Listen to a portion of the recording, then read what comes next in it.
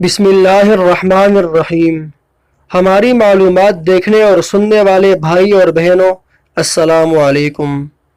دوستو، آج کی ویڈیو میں ہم اسلام کے عظیم مجاہد اور رہنما ارطغرل غازی کے بیٹوں کی وفات پر گفتگو کریں گے۔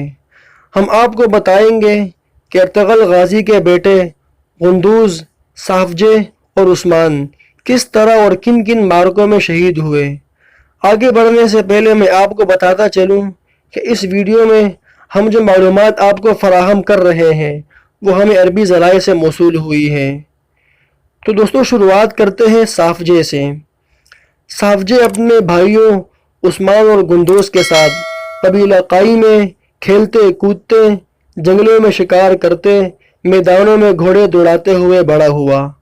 سن بلوغت کو پہنچتے ہی اس نے کوتو ملک نامی خاتون سے شادی کی۔ اس خاتون سے صافجے کا ایک بیٹا پیدا ہوا جس کا نام بخوبک رکھا گیا۔ جب ارطغرل کی وفات کا وقت قریب آیا تو اس نے اپنے تینوں بیٹوں کو جمع کر کے عثمان کو اپنا ولی عہد بنا دیا، جبکہ صافجے اور غندوز کو وصیت کی کہ وہ دونوں ہمیشہ عثمان کی اطاعت کرتے رہیں۔ ارطغرل کی وفات کے بعد عثمان نے جب سرداری کا منصب سنبھالا تو وہ بھی اپنے والد کی راہ پر چل کر اس عظیم مشن کو پایہ تکمیل تک پہنچانے کی جد و جہد کرنے لگا جس کی ابتدا اس کے والد نے کئی برسوں پہلے کی تھی۔ بالآخر کئی برسوں کی محنت کے بعد دسیوں معرکے لڑ کے مختلف قلعوں کو فتح کر کے عثمان غازی نے ایک عظیم سلطنت کی بنیاد رکھ کے اپنے والد ارطغرل غازی کے خواب کو تعبیر دے دی۔ اس پوری جد و جہد میں صافجے اور بخوبک ہمیشہ عثمان کے شانہ بشانہ لڑتے رہے۔ وہ ہر جنگ میں بڑھ چڑھ کر حصہ لیتے۔ اسی جد و جہد کے دوران عثمان غازی اور بازنطینیوں کے درمیان ایک سخت جنگ ہوئی۔ اس جنگ میں عثمان غازی کے اعلیٰ ترین سپاہیوں سمیت صافجے اور بخوبک بھی شریک ہوئے۔ یہ وہ جنگ تھی جس میں بخوبک شہید ہو گیا۔ اپنے بھتیجے کی شہادت کے بعد عثمان غازی نے اس کا انتقام لینے کے لیے اینکول نامی قلعے پر ایک بڑا حملہ کیا۔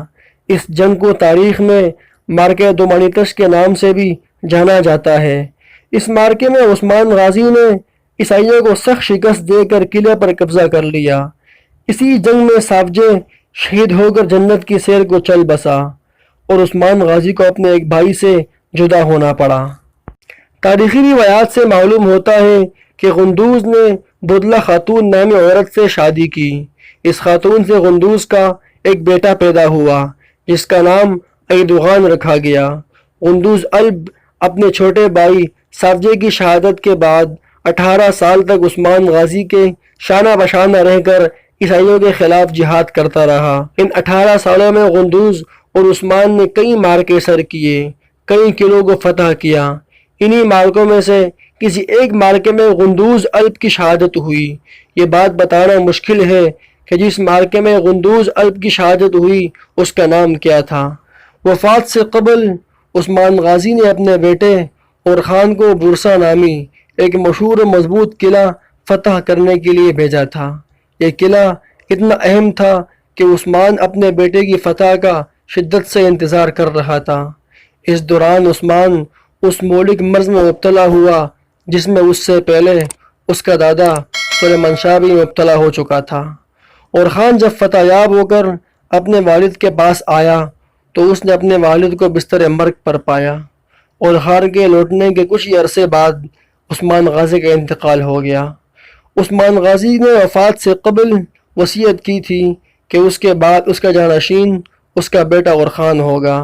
اس وصیت پر عمل کرتے ہوئے سلطنت عثمانیہ کے امراء نے اتفاقی طور پر اور خان کے ہاتھ پر بیعت کر کے اس کو سلطان تسلیم کر لیا تھا۔